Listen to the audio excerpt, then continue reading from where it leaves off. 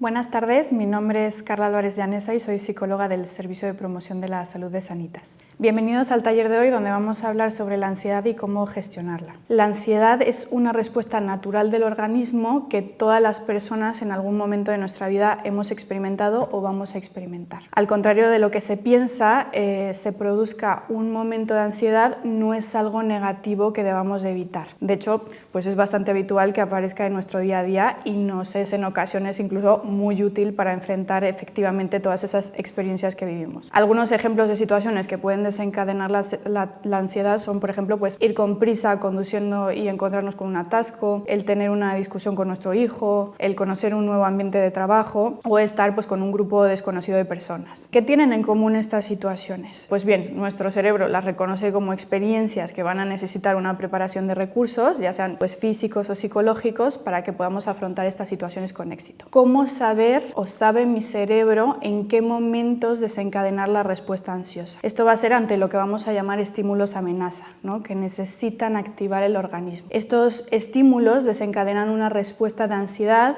de alarma, de amenaza, y cada persona tendrá su sistema de alarma que saltará en forma de ansiedad cuando el cerebro reconozca esa amenaza. Estos pueden ser estímulos externos, que son todas estas situaciones que se dan en el contexto, pues por ejemplo un conflicto en el trabajo y su respuesta ansiógena, ¿no? Que sería el que nos produzca ansiedad. Entonces ahí sentiríamos irritabilidad, tensión muscular, pensamientos rumiativos, que son todos estos pensamientos que se repiten en bucle. Y sin embargo la ansiedad no siempre va a depender de un estímulo externo, ¿no? Sino también en ocasiones de un estímulo interno, que sería psicológico. Estos estímulos internos pues son experiencias emocionales ante un evento, ¿no? No todos tenemos las mismas reacciones emocionales ante una misma situación, ni todas las emociones conllevan ansiedad. Esto siempre va a estar condicionado por nuestras experiencias individuales. Por ejemplo, alguna vivencia que nos pueda haber generado miedo a conducir. Entonces, cuando pensamos en coger el coche, anticipamos ese miedo y se produce la ansiedad.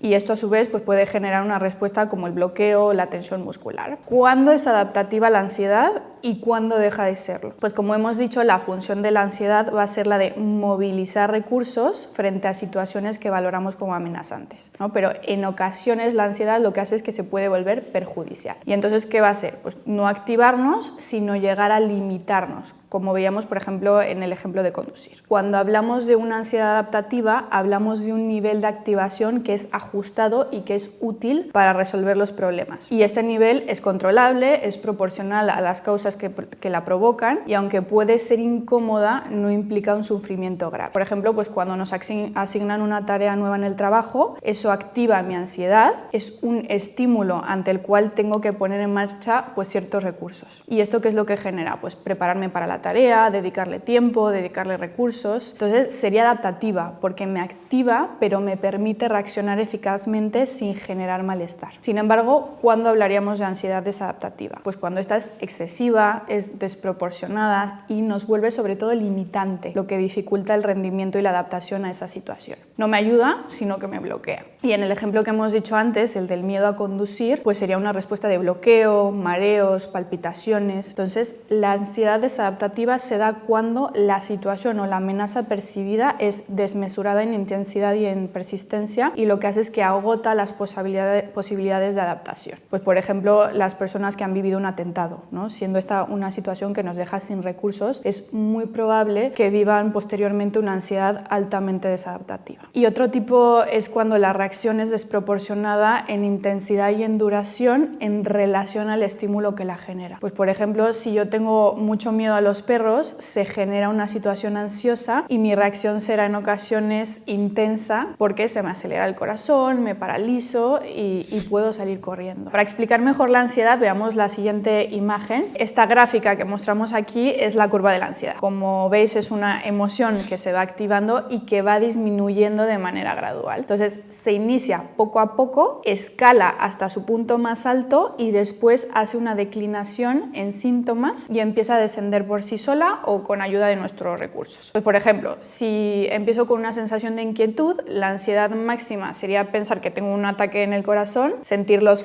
latidos, ¿no? De forma desmesurada, y la declinación sería el ir apagando esos términos. Entonces, esta curva puede ser más pronunciada, tener un comienzo más rápido o una declinación más abrupta. Esto va a depender mucho de muchísimos factores personales, pues también del contexto y de los recursos que tengamos. Por ejemplo, la gráfica siguiente. Una de las maneras más rápidas de descender la curva y por lo tanto de terminar con la ansiedad es lo que llamamos evitación o escape de la situación. En estos casos lo que ocurre es que la caída de síntomas es casi inmediata porque al sentirla lo que hacemos es que escapamos o evitamos el estímulo que la genera. Ahora, ¿qué ocurre con esto? Que aunque la evitación es lo más efectivo, no siempre podemos huir de nuestras circunstancias. Por eso tenemos que aprender recursos para las situaciones estresantes de las que no podemos escapar, que aprendamos a lidiar con ellas y de los efectos que producen nosotros. Me gustaría que desmitifiquemos algunas cosas sobre estos síntomas y sobre la ansiedad en sí. El primero sería que si tenemos un ataque de ansiedad, tendremos ansiedad siempre. Esto es totalmente contrario. Los ataques de ansiedad son una respuesta emocional ante situaciones que afrontamos y si aprendemos a identificarla y a manejar nuestra emoción, la ansiedad no nos quedará para siempre. La siguiente es que la ansiedad es algo que no podemos manejar y que es grave. Bueno, aunque la ansiedad es una emoción que no podemos controlar cuando viene, cuando no viene, sí que podemos manejarla y no tiene consecuencias a largo plazo negativas irreversibles. La siguiente es que es necesaria siempre medicación. Bueno, esto es totalmente un mito. Es verdad que puede ser un medio que puede ayudarnos a gestionarla, a manejar los síntomas, pero tenemos que saber que no es la solución definitiva. Necesitamos trabajar en gestionar esa emoción y tener un rol activo frente a ella. Y por último sería que si tenemos ansiedad es que somos débiles. La predisposición a la ansiedad no tiene nada que ver con ser vulnerable o con debilidad, sino con no tener esas habilidades para confrontar ciertas situaciones que tienen un alto impacto emocional, ¿no? Y eso le puede ocurrir a cualquier persona que se vea sin recursos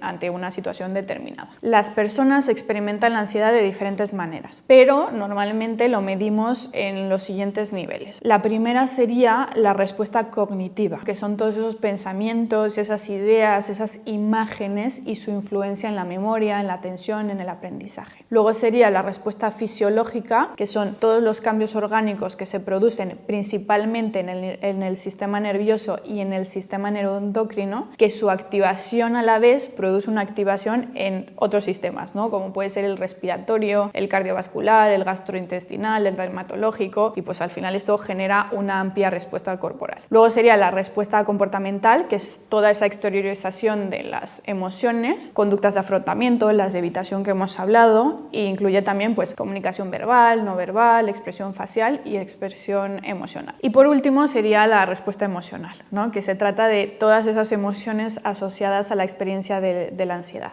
Habitualmente se experimenta como una experiencia desagradable y en este sentido la emoción principal sería el miedo. Cuando se da ese miedo intenso es cuando podríamos hablar de pánico. ¿Qué debemos saber sobre estos síntomas? Primero, que no son negativos, que tienen una explicación, que son temporales y que no impactan a largo plazo. En el pasado, la ansiedad lo que hacía es que protegía de amenazas físicas como podía ser pues, huir de un depredador. Pero actualmente se han sustituido por otras señales de peligro como por ejemplo el trabajo, pagar las facturas, conflictos familiares, relacionales, el temer, ¿no?, qué va a ocurrir en el futuro o recordar el pasado. Y esta activación no es tan buena para afrontar esas dificultades del día a día, porque no nos sirve de nada que nuestros músculos se pongan tensos para correr más rápido, porque no es necesario correr y lo único que provocan es un cansancio y una rigidez corporal, ¿no? Y además la concentración de sangre en los músculos y las articulaciones lo que hace es que reduce los recursos cognitivos y el exceso de oxígeno producido por el corazón genera pues una sensación de ahogo o muchas veces de mareo que llega a ser muy desagradable. Otra cosa que debemos saber sobre estos síntomas es que están conectados, ¿no? Y nos gusta mucho explicar esta relación que existe entre pensamientos, emociones y conducta para que conozcamos cómo se refuerza o cómo se inhibe la ansiedad. Entonces, ante una situación cualquiera, las personas solemos tener una serie de ideas y de esquemas previos, que son nuestros pensamientos y todas esas interpretaciones de esa situación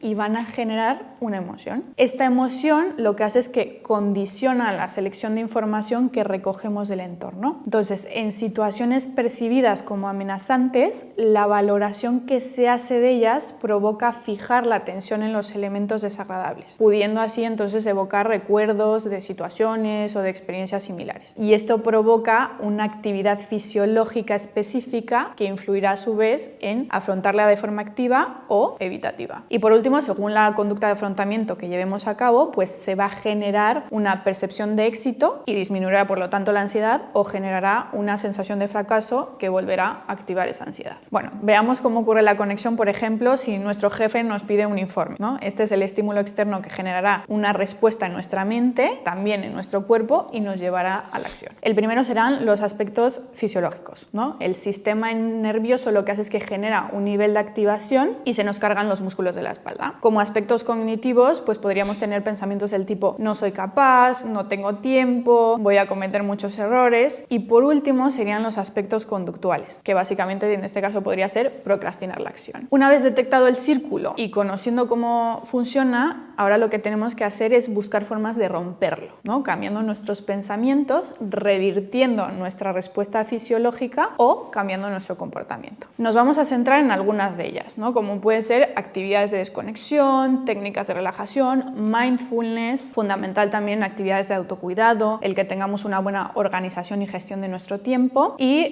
por último el manejo de nuestros pensamientos, ¿no? Técnicas que nos pueden ser útiles para trabajar todo esto. Entonces, en esta primera propuesta lo que vamos a hacer es vamos a incidir en disminuir los síntomas físicos de ansiedad para que no empieces esa curva o que las podamos disminuir rápido utilizando técnicas de desconexión y de relajación. Vamos a intentar buscar actividades que incluyan cuerpo, mente y que sea para nosotros. Lo ideal sería establecer un tiempo para nosotros mismos cada día de al menos unos 20 o 30 minutos y buscar una actividad que sea de relajación, de deporte, un paseo con música, bailar, darnos una ducha relajante. Eso ya depende un poco de cada uno, ¿no? Y lo que nos haga mayor efecto. Si nos decidimos a probar técnicas de relajación, lo primero es que escojamos un sitio tranquilo, con luz tenue, sin ruidos, sin estímulos desagradables, porque el entorno es fundamental y nos ayuda bastante. Que adoptemos también una posición pues lo más cómoda posible, ya sea sentado, tumbado, y tomarnos el tiempo necesario para cada paso y notar tanto la sensación de tensión como la de relajación. Practicar esta técnica todos los días durante semanas nos va a ayudar mucho más a notar beneficios. La respiración consciente es un ejercicio que tiene la capacidad de afectarnos física y emocionalmente, y según cómo respiremos, pues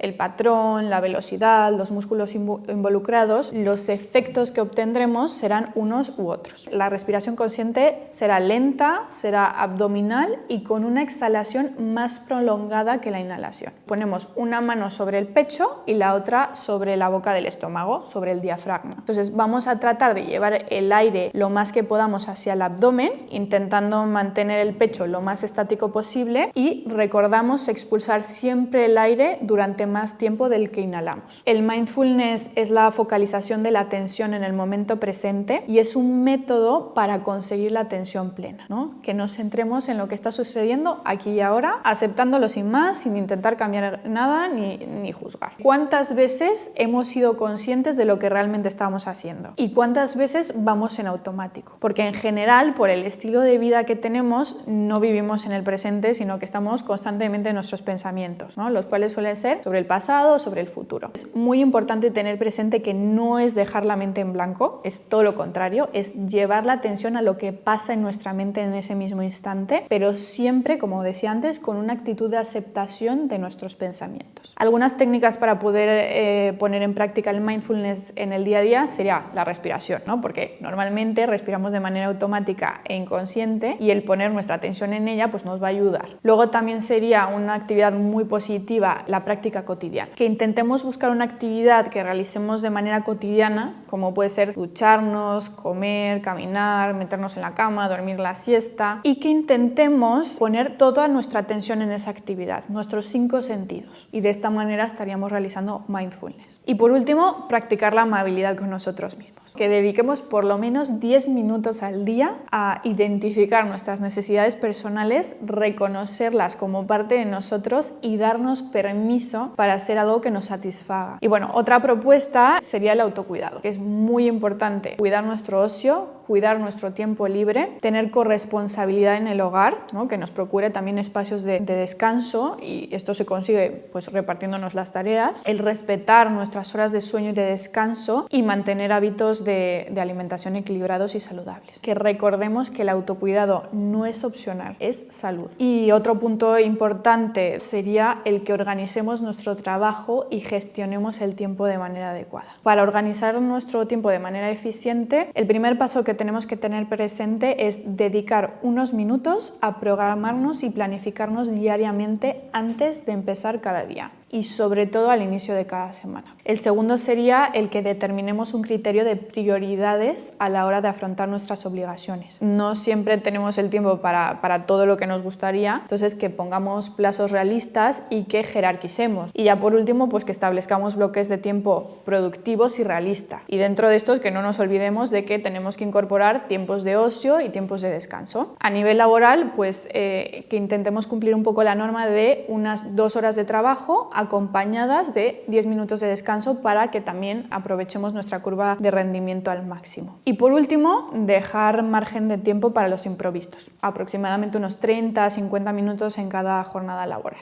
Es muy importante que establezcamos un adecuado diálogo interno que favorezca un estado libre de ansiedad. El diálogo interno es esa conversación que tenemos con nosotros mismos y va a influir en nuestro estado emocional y en esa respuesta de afrontamiento. Entonces, el que aprendamos a conocer ese diálogo y la emoción que nos produce es una de las cosas más complejas a nivel de regulación emocional, pero es la herramienta más eficiente de manejo ansiógeno a largo plazo. Porque cuando ese diálogo se vuelve negativo, empezamos a generar pensamientos negativos de forma automática y nos generan una sensación de malestar. Entonces, esta automaticidad se genera por 2 motivos. El primero, por consecuencia de nuestros esquemas previos sobre nuestra valía, nuestra capacidad, y por elevado número de veces que nos lo hemos repetido. Pues si yo estoy constantemente llamándome tonto cada vez que hacemos algo mal. Y entonces, ¿qué tenemos que hacer? Intentar reflexionar por un momento en estas preguntas. ¿Somos catastrofistas pensando? ¿Dedicamos mucho tiempo a cosas fuera de nuestro control? ¿O nos sorprendemos pensando en un futuro que no está en nosotros? Pues entrenémonos, ¿no? Para enseñar a la mente a no funcionar así. Todos estos cambios en la forma de pensar, desde luego que llevan su tiempo, ¿no? Al principio es complicado, pero poco a poco se va haciendo cada vez más fácil. Entonces yo aconsejaría intentar hacer este ejercicio, pues por ejemplo en nuestras casas, para que podamos detectar y conocer nuestro diálogo interno.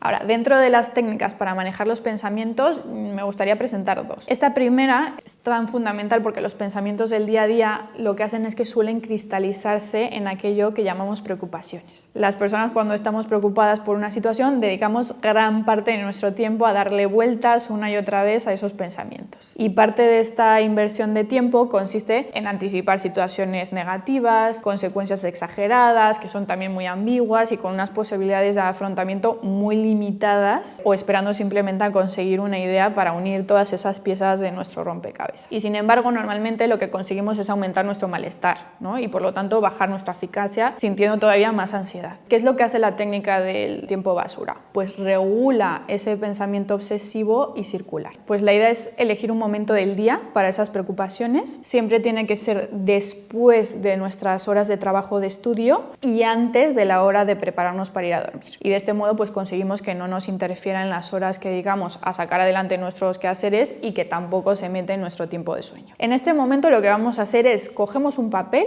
y dedicamos un tiempo limitado a esas ideas. Y terminado este tiempo, cerramos el tiempo dedicado a los pensamientos obsesivos hasta el día siguiente. La otra técnica sería realizar visualizaciones positivas. Como ya hemos comentado, cuando estamos preocupados, pues solemos dedicar un tiempo considerable a pensar esa situación de forma catastrofista. De hecho, se ha investigado que la imaginación de situaciones catastrofistas genera una experiencia emocional muy similar a la vivencia real de esa experiencia. Por eso, cuando pensamos en escenarios catastróficos que distan mucho de lo posible y de lo real, pues se nos generan esos sentimientos de tristeza, de ansiedad, de ira, ¿no? Pues estados emocionales muy intensos. Por tanto, vamos a darnos una oportunidad para cambiar esos escenarios catastrofistas cuando los detectemos e intentar generar una propuesta alternativa con visualizaciones más positivas, más balanceadas. pensamientos. Cuando aparezcan esos escenarios mentales que nos dan miedo, vamos a intentar escribir ese pensamiento y generar alternativas mentales más balanceadas. La ansiedad es pasajera y aunque a veces no podemos evitarla y controlarla, sí que la podemos gestionar. Entonces trata de